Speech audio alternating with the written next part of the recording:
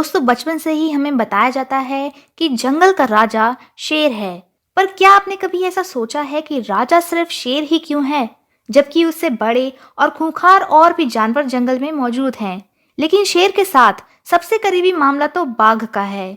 लोगों के मन में हमेशा यही प्रश्न होता है कि राजा सिर्फ शेर ही क्यों है, बाघ क्यों नहीं। दोस्तों हम आपको बता दें कि ये दोनों जीव दूर के करीबी प्रतिद्वंदी हैं। दूर की इसलिए क्योंकि दुनिया में कोई भी ऐसा जंगल या मैदान नहीं जहां शेर और बाघ दोनों ही जानवर पाए जाते हों। और करीबी इसलिए क्योंकि अगर इनके आमने सामने की लड़ाई हो तो लड़ाई बेहद ही रोमांचकारी होगी। जानवरों के मामले में हम सबका सबसे बड़ा प्रश्न यही होता है कि अगर शेर और बाघ की लड़ाई हुई तो कौन जीतेगा। और ये सवाल सिर्फ हमारे ही दिमाग में नहीं बल्कि ये एक ऐतिहासिक सवाल है, क्योंकि इसका जवाब जानने के लिए पुराने जमाने में भी बड़े जोरों शोरों से बाघ और शेर की लड़ाई करवाई जाती थी। शेरों और बाघों को पिंजरे के अंदर कई दिनों तक भूखा और प्यासा रखने के बाद एक बंद मैदान में दोनों की लड़ाइयां करवाई जाती थी। इन दोनों में से इंसान का मनोरंजन कर रहे बाघ और शेर में से जब कोई एक मारा जाता था तो ही लड़ाई का फैसला हो पाता था। दोस्तों आमतौर पर शेर को ही जंगल का राजा कहा जाता है और बाघ को नहीं। तो क्या शेर बाघ के मुकाबले ज्यादा शक्तिशाली जीव है या शेर में राजा बनने की कोई अन्य खूबी है? तो अंत तक जरूर जुड़े रहिएगा, क्योंकि आज हम खुलासा करने वाले हैं दुनिया के सबसे बड़े सवाल का कि आखिर क्यों शेर ही होता है जंगल का राजा। वैसे दोस्तों उससे पहले हमें कमेंट में बताइएगा कि आप क्या सोचते हैं, आप शेर को राजा कहेंगे या बाघ को।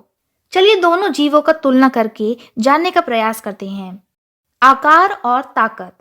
दोस्तों बाघ निसंदेह शेर से कहीं बड़ा और भारी जीव है। बाघ भालू के बाद धरती का सबसे बड़ा मांसाहारी जीव है।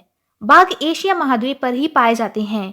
दुनिया के जंगलों में पाए जाने वाले बाघों की कुल संख्या का 80% अकेले भारत में ही है। लेकिन भारत दुनिया का अकेला ऐसा देश है जहां बाघ और शेर दोनों ही पाए जाते हैं। लेकिन बाघ जहां बंगाल, कर्नाटका, मध्य प्रदेश और उत्तराखंड तक फैले हुए हैं, वहीं शेर सिर्फ गुजरात के गिर के जंगलों तक ही सीमित है।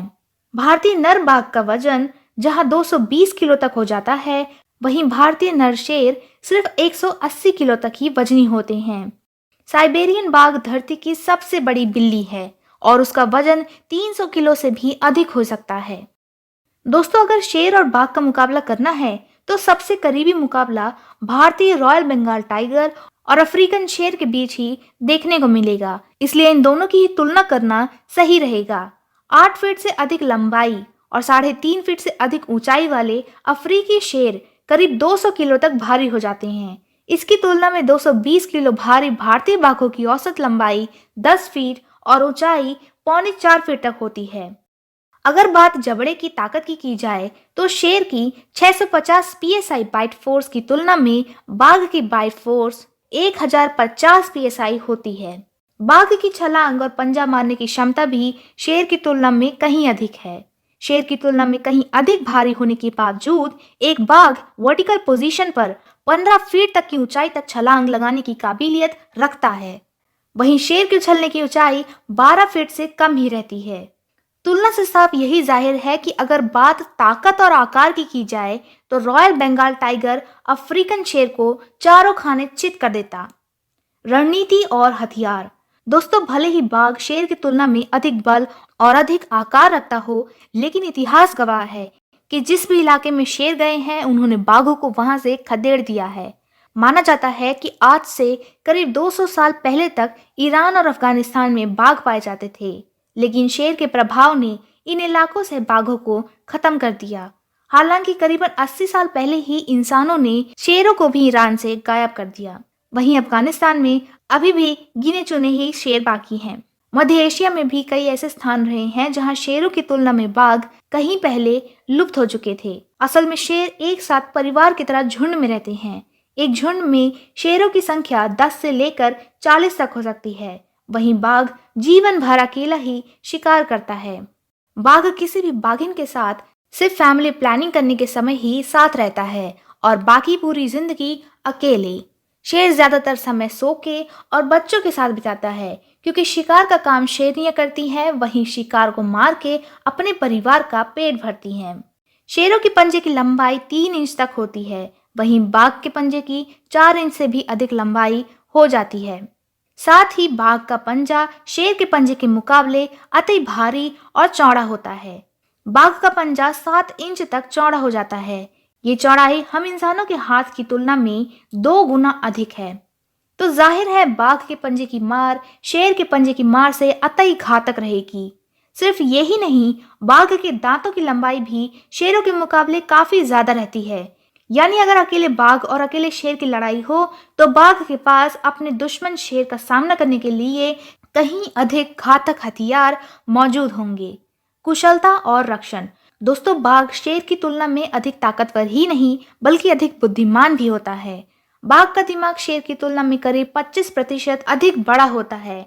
बाघ और शेर दोनों ही जीव अपने शिकार के गर्दन में वार करके उसे मारते हैं, लेकिन शेर के मामले में एक बेहतरीन रक्षा प्रणाली है।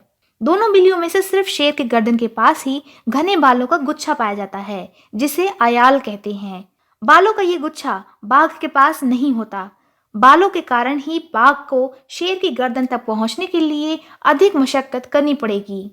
जहां तक कुशलता की बात है, निश्चित रूप से बाघ एक कुशल शिकारी है। जमीन पर गतिमान होने के साथ ही बाघ काफी अच्छे तैराक भी होते हैं।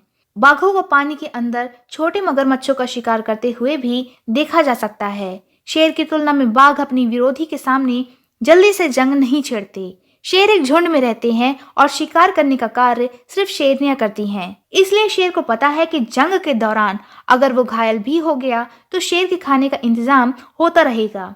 वहीं बाघ अकेले अपने दम पर शिकार करके अपना पेट भरता है। बाघ को भी भली भांति एहसास होता है कि लड़ाई के दौरान अगर वो घायल हो गया तो वो शिकार नहीं कर पाएगा और भूखा मर जाएगा। इसीलिए बाघ मजबूत प्रतिद्वंदी से लड़ना ज्यादा पसंद नहीं करता। शेर की गर्दन की अयाल और अपने दुश्मन से लड़ने की जिद ही उसे बाघ की तुलना में कहीं अधिक कुशलता, हिंसकता और बेहतरीन रक्षा प्रणाली प्रदान करती है। यानी कुल मिलाकर अगर हम बाघ और शेर की लड़ाई का परिणाम जानना चाहते हैं तो ये इस बात पर निर्भर करेगा कि आप लड़ाई के लिए कैसे बाघ या शेर का चुनाव कर रहे हैं। जिस तरह से हर इंसान एक समान नहीं होता, कुछ तगड़े होते हैं तो कुछ कमजोर, उसी तरह से शेर और बाघ भी एक समान नहीं होते। अगर लड़ाई के दौरान आपके द्वारा चुना गया बाघ तगड़ा है तो बाघ जीतेगा, और अगर शेर तगड़ा है तो शेर जीतेगा। फिर भी मेरे मत के अनुसार अगर इन दोनों के बीच में 100 लड़ाइयां होती हैं तो उनमें से 60 लड़ाइयों में बाघ के ही जीतने की संभावना है। 18वीं शताब्दी में वडोदरा के गायकवाड़ द्वारा शेर और बाघ की लड़ाइयों के आयोजन होने के साक्ष्य मिले हैं। दावा किया जाता है कि इनमें से 80% लड़ाइयों में जीत बाघ को ही मिली थी। अब सवाल ये है कि जब बाघ शेर के मुकाबले कुछ न कुछ अधिक खूबियों वाला जीव है तो बाघ की बजाय शेर को जंगल का राजा क्यों कहा जाता है? चलिए अब कुछ ऐसे भी तथ्य जान लिया जाए जिसके कारण शेर को जंगल का राजा कहा जाता है। गगनभेदी दहाड़। शेर को राजा कहे जाने वाली सबसे प्रभावशाली खूबी शेर की दहाड़ है। शांत वातावरण में शेर की दहाड़ 10 किलोमीटर से भी अधिक दूरी तक सुना जा सकता है। वहीं बाघ की दहाड़ सिर्फ 3 से 4 किलोमीटर तक ही सुनाई देती है। बाघ जहां कुछ गुस्से जैसी परिस्थितियों में ही सिर्फ दहाड़ता है, शेर मात्र जंगल में अपनी उपस्थिति जताने के लिए भी दहाड़ता है। अयाल। दोस्तों, इस तस्वीर में शेर और बाघ के चेहरे में अंतर देखिए। शेर के गर्दन के बाल किसी राजा के मुकुट के समान ही प्रतीत होते हैं। कई शेरों के बाल उनकी गर्दन से लेकर कमर तक भी फैले होते हैं। शेर के फैले बाल जंगल में मौजूद बाकी जानवरों से अलग ही रूप उन्हें प्रदान करते हैं। रुतबा। 90% से भी अधिक शिकार शेरनियों द्वारा किया जाता है, जबकि शिकार को सबसे पहले खाने का हक सिर्फ शेर का होता है। यानी शेरनियां किसी दासी के समान ही शेर की सेवा करती हैं, जिस मायने में शेर को सही में किसी राजा जैसे जीवन जीने का अवसर प्राप्त होता है। वहीं बाघ को अपने खाने के जुगाड़ एक नौकरी पेशा करने वाले इंसान की ही तरह खुद से ही करना पड़ता है। फिर बाघ को भला राजा कैसे कहा जा सकता है? संघर्ष। बाघ अपने जीवन अकेले रहकर गुजारता है, वहीं शेर किसी राजा की तरह बाकी झुंड के शेरों के साथ लड़ाइयां लड़ते हैं। इन लड़ाइयों का मकसद दूसरे झुंड को अपने कब्जे में लेना होता है। ये ठीक वैसे ही है जैसे प्राचीन समय में एक राजा दूसरे राजा का राज्य हड़पने के लिए उस राज्य पर चढ़ाई करते थे। यानी किसी राजा के ही समान शेर अपना राज्य फैलाने के लिए जीवन भर संघर्ष करते हैं। एकजुट सेना, जैसे कि राजा के पास पूरी सेना होती है, इसी तरह से बड़े शेर के पास भी शेरों का शेरनियों के रूप में सेना होती है। और सेना के कारण ही शेर काफी बड़े इलाके तक अपना रुतबा फैला के रखते हैं और भैंसे जैसे बड़े जानवरों को मारने में ज्यादा सक्षम रहते हैं। यानी कुल मिलाकर बाघ भले ही ज्यादा शक्तिशाली हो, लेकिन राजा बनने के लिए सिर्फ ताकत ही काफी नहीं, बल्कि एक राजा में नेतृत्व वाले गुणों का होना भी जरूरी है। और ये तमाम गुण शेरों के पास होते हैं। यही वजह है कि बाघ की बजाय शेर को ही जंगल का राजा कहा जाता है। तो दोस्तों, हमें कमेंट करके जरूर बताइए कि आज की ये वीडियो आपको कैसी लगी। उम्मीद है आपको पसंद आई हो, तो इसे लाइक जरूर कर दें, अपने दोस्तों के साथ इसे शेयर करें और हमारे चैनल को सब्सक्राइब कर लें और बगल में बने बेल आइकन को भी प्रेस कर दें हमारी ऐसी ही अच्छी वीडियोस के सबसे फास्ट नोटिफिकेशन पाने के लिए। नमस्कार।